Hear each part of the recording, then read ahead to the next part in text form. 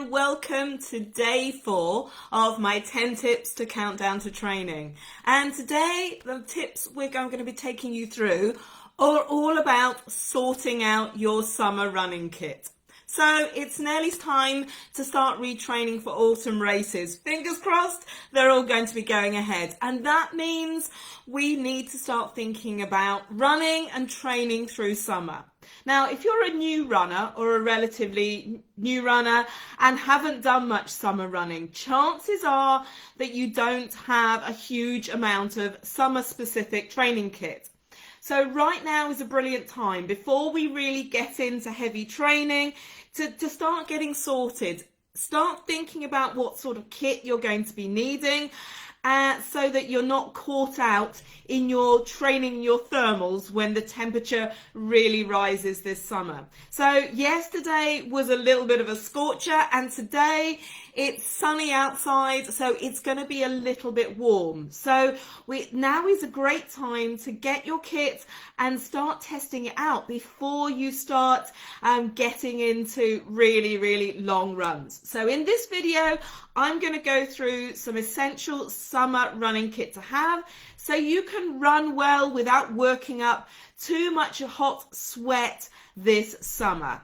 So, were you layering up to stay warm when you were running this winter? And is this summer the first time you've done much running in the sun? And are you wondering what are the best types of shorts or tops or sunglasses, what you need when you go out there running, especially when you're out on a long run. So if that's you, then keep listening, because this video I'm going to be giving you tips for what to wear on through summer whilst you're running. Okay, so let's start with clothes. I'm going to start bottom and then work top. So we need to be thinking about wearing clothes that are going to keep us cool or not retain heat. So when we're running in winter, we try and layer up. So the whole idea with winter training is not to wear, a great fleece, but to layer up, because it's when you layer up, you trap air between the layers, and that helps to keep you warm. So in summer, it's all about allowing your body to breathe and allowing sweat that rises to the surface of your body to evaporate, which will cool you down. Okay, so running in winter, you've probably been layering up and wearing long leggings. So in summer, we need to be thinking about running in things like shorts, running shorts, or running capris. And it's really personal preference. Let me show you what I mean by either of these things. So running capris, here's an example of a running capri, and they're not as short as a short. And these are the Run London running capris. They come down just below your knee. So they're kind of a cross between a short and a long legging, okay? So they're a little bit longer. Another option for you, if you're thinking, oh my goodness, that looks a little bit hot, are running leggings. So these are Tickaboo running leggings. Hello? And these are good because what you will find is a lot of running shorts, they ride up your thighs, especially like me. You've got kind of I'm going to say chunky thighs. You've got shapely thighs. You haven't got stick thighs like a lot of athletes. These running shorts, they're a little bit tight on the thigh, but they stay in place. So that's another option for you. Or final option, if you have got beautiful legs, shapely legs, and no chub rub, is to go for some running shorts like here.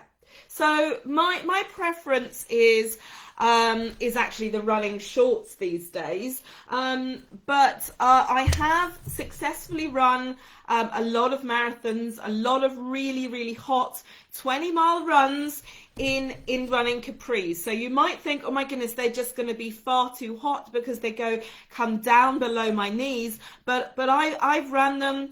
I've been out for a couple of quite hot, heated long runs in running capris, and really it's a matter of personal preference. If you're worried about chafing and shorts riding up, then go for the running the capris. Or I would suggest give running shorts like these ones a go. They do stay in place, but I know a lot of you are worried about them. Some of those shorts do rise up, and that can be really painful if you're out on a long run and getting chafing between your thighs. So have a think about your body shape, and then decide what is best for you. The running shorts like this, personally, I've never had any success running in shorts like this. My thighs are just not shaped right. I end up with bad chafing when I wear little dinky shorts like this. But if you have nice shaped legs, sticks, you might be okay with those sorts of shorts. They're obviously the smaller, the thinner type of short. So these ones are going to give you, they're going to be the coolest ones to be wearing, but obviously you've got that sort of chafing issue that you might need to contend with. So first up, you need to be thinking about what you're going to be wearing on your legs, and I highly recommend running shorts because it's kind of a balance between the two, in terms of you're getting a little bit cooler because they're not below your knees, allowing you to sweat a little bit more, yet they're not riding up and not giving you chub rub.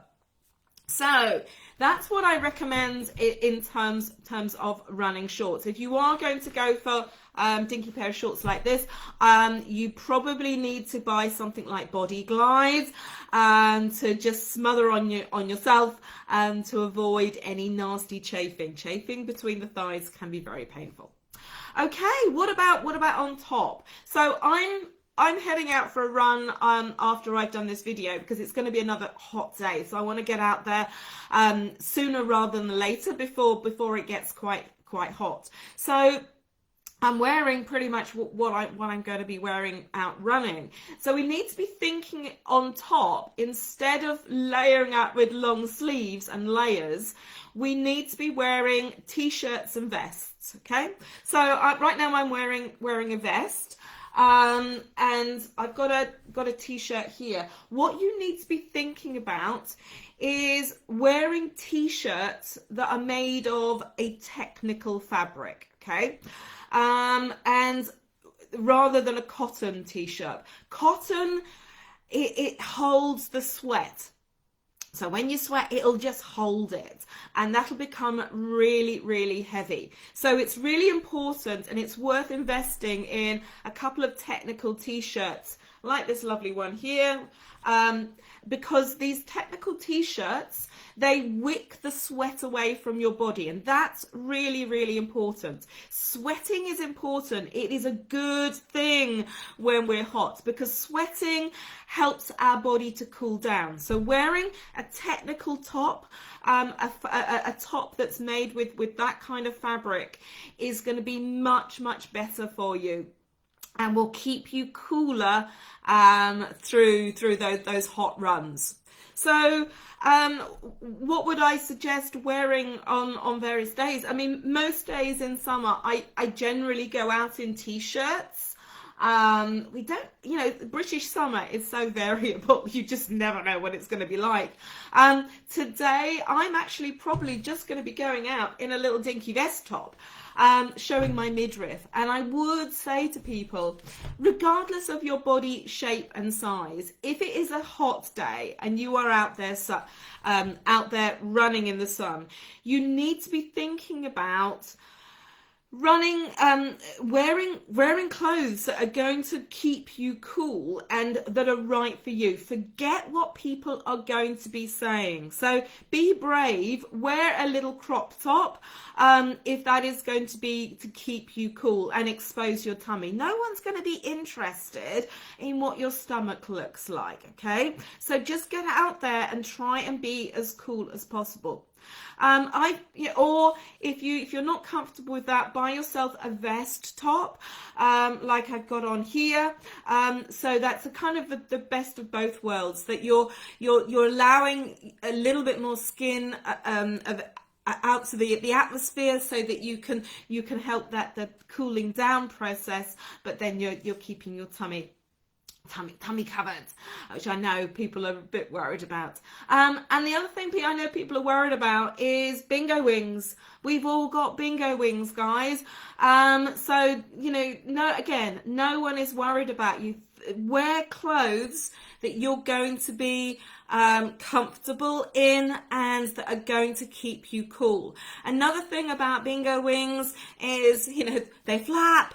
And again, if you're wearing a vest top, again, get some body glide and just glide your arms if you're worried about chafing. I sometimes get chafing in really odd places around here. So a body glide or Vaseline or something like that is your friend, especially during summer when we're wearing slightly different clothes. But really, it's in terms of the clothes that you're wearing, I would start trying things out right now. I mean, we've got some really nice hot days at the moment, and we're not really into training, so you're not doing heavy mileage. So it's a good idea to test out some of this sort of kit and to work out whether or not, one, it keeps you cool enough, or two, you have a massive chafing issue. Because one pair of leggings might vary compared with another pair of leggings. And now's the time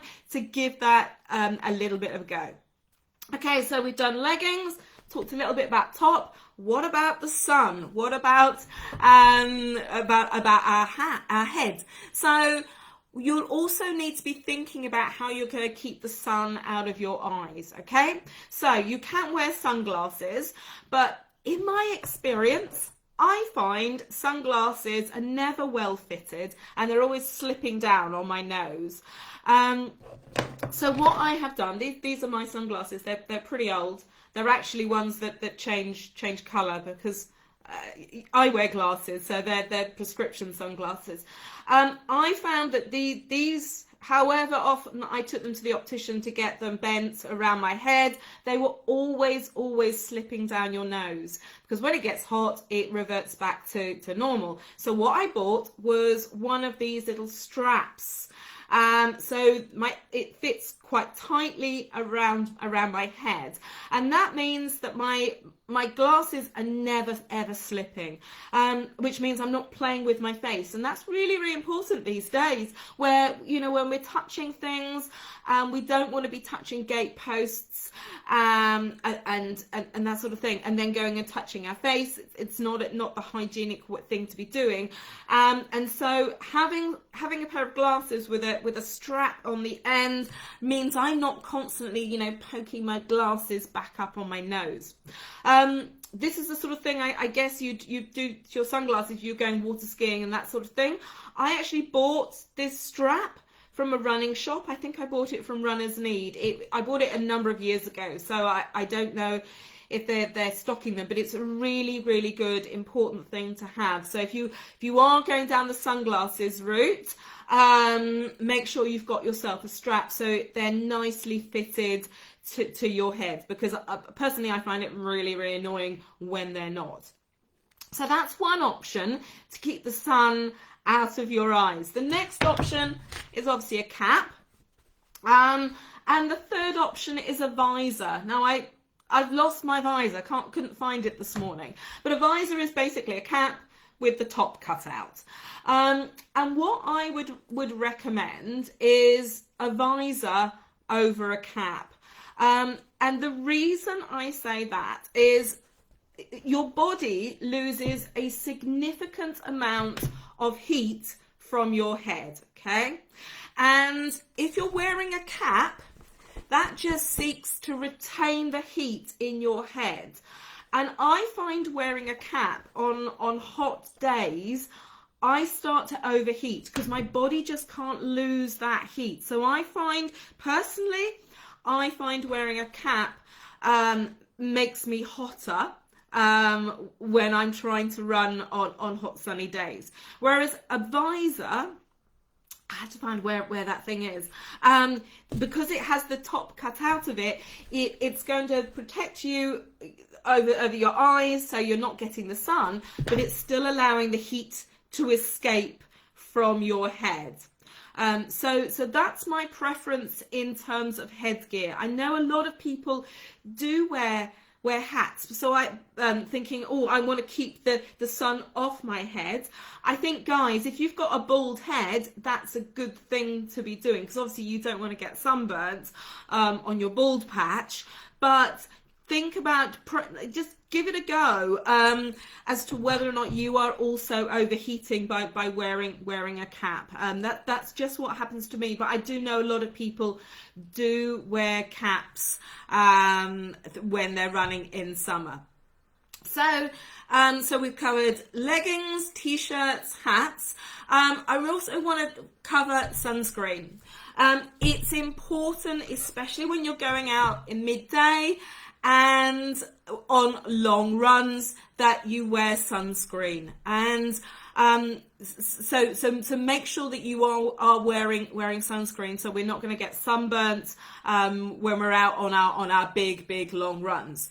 But what you might find is your regular sun cream that you buy from supermarkets, chemists, online, wherever you get it from, a lot of them are oil based, and what often happens is when you sweat with a regular sun cream, you then start washing the sunscreen off, and it can come down in sort of creamy globules down your arms, and you really don't want to be washing off sun cream.